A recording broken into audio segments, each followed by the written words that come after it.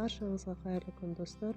Бүгін мен сіздермен сәбіз салаттың, яғни морковный салаттың ең оңай жасалу түрімен бөлісетін боламын. Видеоны соңына дейін қараңыздар және каналыма тіркеліп, лайк басып кетуді ұмытпаңыз. Ең алдымен сәбізімізді жақсылап тазартып жуып аламыз. Содан кейін осындай көзді үпкіштен өткіземіз, яғни өте қатты ірі емес және майда да емес, орташа бөлігінен өткізетін боламыз. Жақсылап өткізіп алғаннан кейін үстіне бір ас қасық тұз қосып, тұзы барлық жерге тигенше қолымызбен жақсылап араластырамыз. Сөйтіп 30 минутқа қалдырамыз.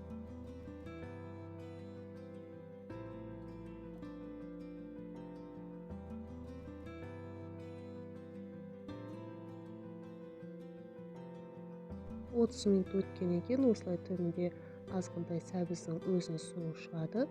Сол суын төгіп тастауымыз керек. Яғни сәбізді осылай бөлек таза ыдысқа салып аламыз.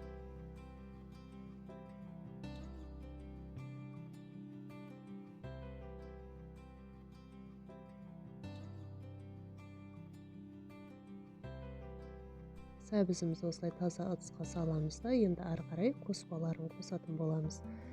Яғни ұсақтап туралған чесногымызды саламыз. Одан кейін қара бұрыш, паприка, қызыл бұрыш және осылай жіңішке етіп туралған пиязымызды салып, үстіне уксус қосамыз. Уксусты 70% уксус қоссаңыздар да болады. Мен 9% уксус қостым. Содан кейін осылай қызып тұрған табадағы майымызды ыстық күйінше осылай қоспалардың үстіне қосып жібереміз, құйып жібереміз. Сөйтіп қасықпен бастапқыда араластырып аламыз, яғни қолдарыңыз күйіп қалмасын. Содан кейін осылай қолымызбен жақсылап араластырамыз.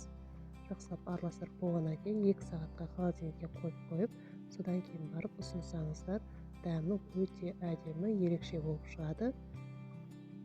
Көріп отқандарыңызда ешқандай артық қоспасы жоқ, барлығы үйден табылатын заттардан жасалады. Міндетті түрде әзірлеп көріңіздер.